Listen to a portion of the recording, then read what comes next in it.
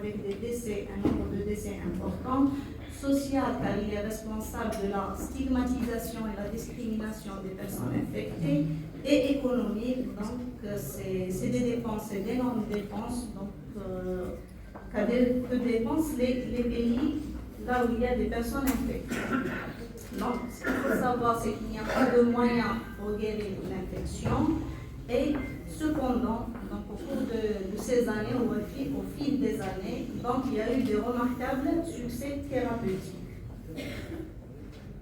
Donc, ce qui concerne les données, eh bien, la situation épidémiologique de la maladie dans le monde, donc 40,8 millions de personnes vivaient avec le VIH dans le monde. 1,3 million sont nouvellement infectées en 2024. 630 000 personnes sont mortes de maladies liées au VIH en 2024. 91,4 millions de personnes ont été contaminées par le VIH depuis le début de l'épidémie. 40,1 millions de personnes ont succombé à des maladies qui sont liées au VIH depuis le début de l'épidémie. En ce qui concerne la situation épidémiologique en Algérie, donc l'Algérie, c'est comme les autres pays du monde, elle n'est pas épargnée. Donc le premier cas a été diagnostiqué en 1985, donc c'était une personne ou bien un patient originaire de là. La majorité des personnes qui ont été infectées au début, c'était des immigrés. Depuis la notification obligatoire en 1986, l'épidémie en Algérie a une ampleur modérée et concentrée.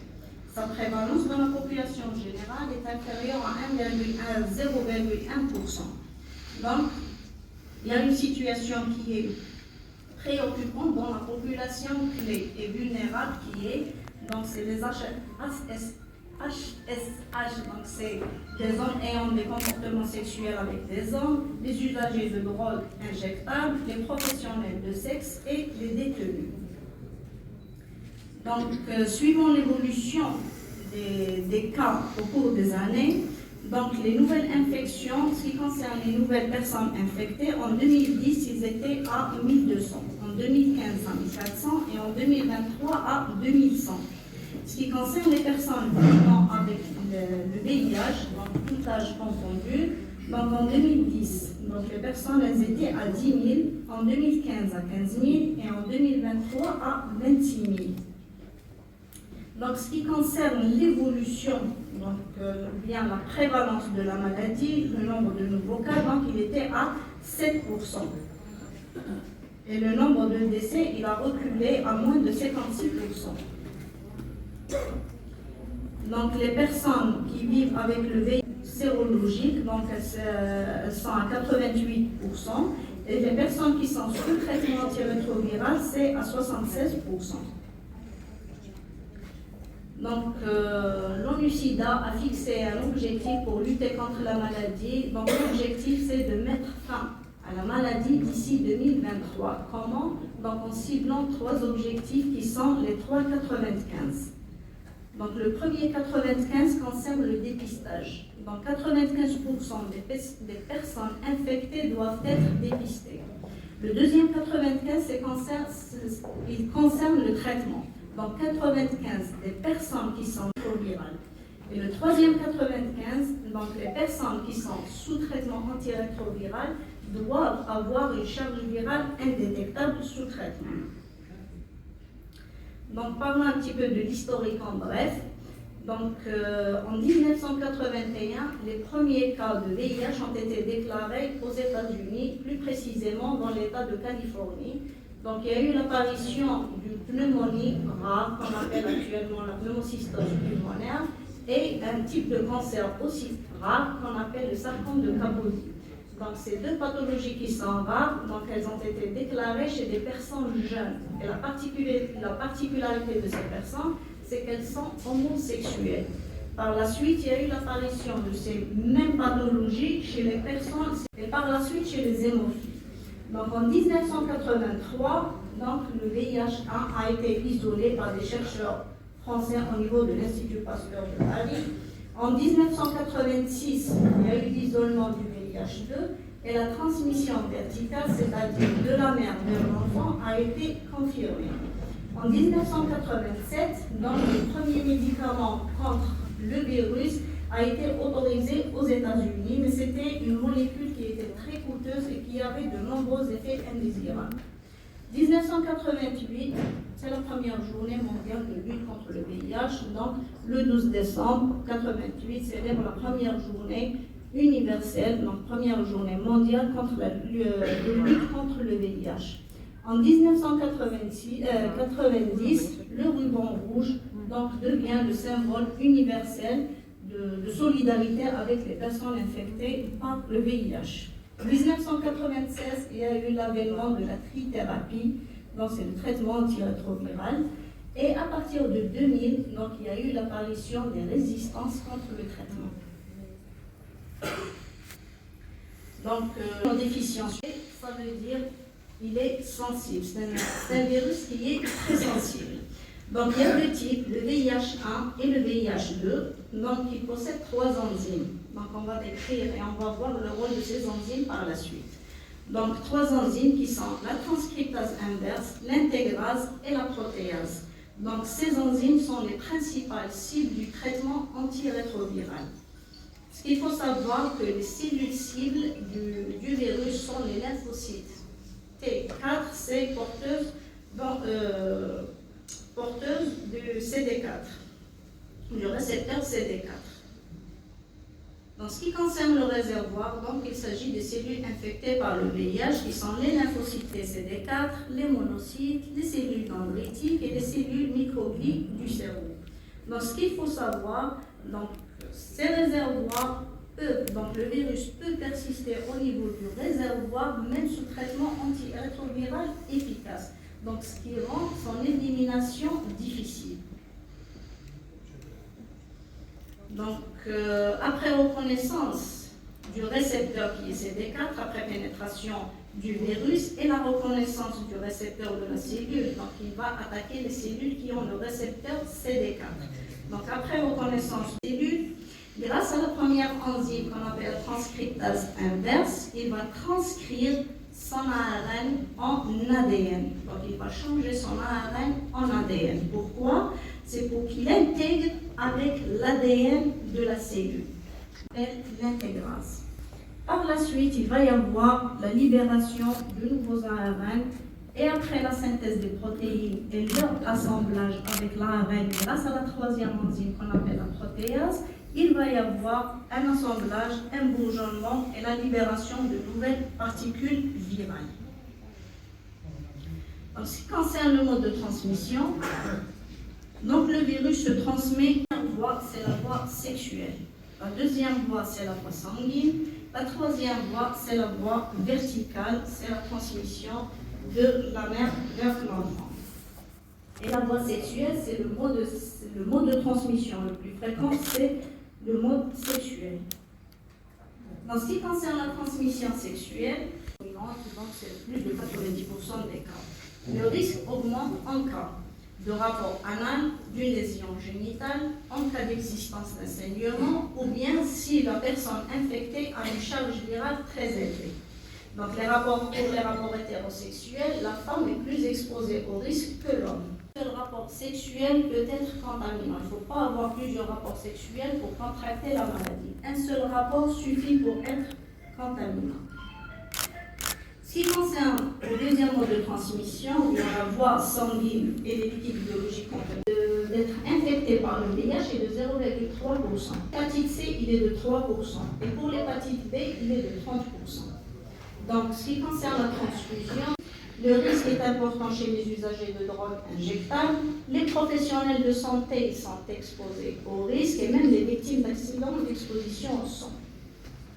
Donc, un risque en cas de toxicomanie avec l'échange du matériel, des seringues, le piercing, les tatouages. En ce qui concerne la transmission mère-enfant, donc au cours de la grossesse, donc, la maladie, le virus se transmet de la mère vers son fœtus au cours des 3 phases. Une grossesse, au cours du travail et de l'accouchement et en postpartum suite à un allaitement. Ce qu'il faut savoir, que le virus d'immunodéficience humaine, il n'est pas tératogène, donc il ne peut pas ou il ne donne pas de malformation à l'enfant.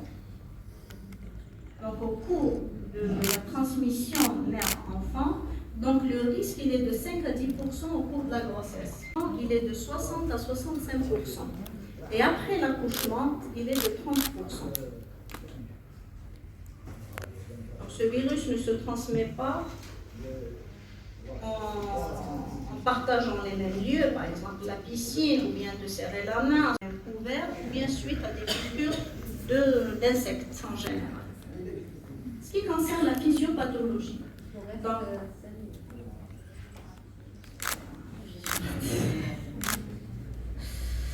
Donc, ce qu'il faut retenir, c'est que le virus, la cellulite des virus, c'est le CD4 qui sont les cellules, le capital immunitaire de la personne infectée.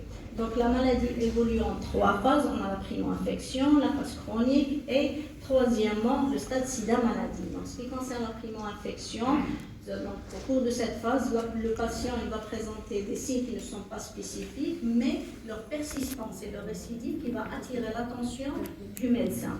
Au cours de la phase chronique, donc la phase chronique, c'est une phase qui va durer plusieurs années. La personne elle est porteuse du virus, mais au cours de cette phase, elle est porteuse du virus et elle n'est pas au cours de son statut virologique, bien statut sérologique, donc elle peut transmettre la maladie à la maladie. C'est au cours de cette phase, le capital immunitaire est affaibli, donc l'organisme de la personne infectée, donc il va être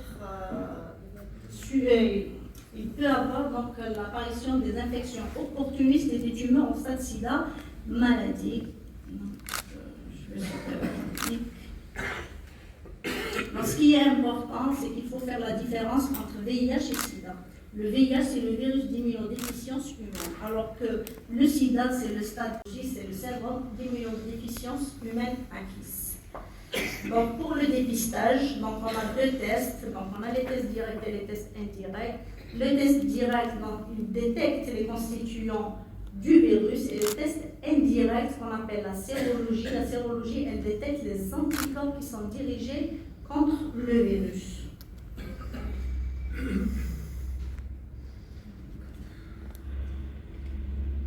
Donc, on a 2 examens clés pour suivre nos patients. On a la charge virale plasmatique et le taux de CD4. La charge virale plasmatique, c'est la PCR HIV qui va nous donner une idée sur la quantité du virus qui est dans le sang. Donc, c'est un témoin d'une réplication virale. Alors que le taux de CD4, il mesure le capital immunitaire. Donc, un taux de CD4 normal chez une personne normale, donc il est de 1000 à 1500. Donc, au cours de l'infection avec si ce taux atteint un seuil inférieur à 200, là on arrive au stade sida maladie. Là, la personne infectée, donc elle peut avoir des infections, bien l'apparition des infections opportunistes qui sont mortelles.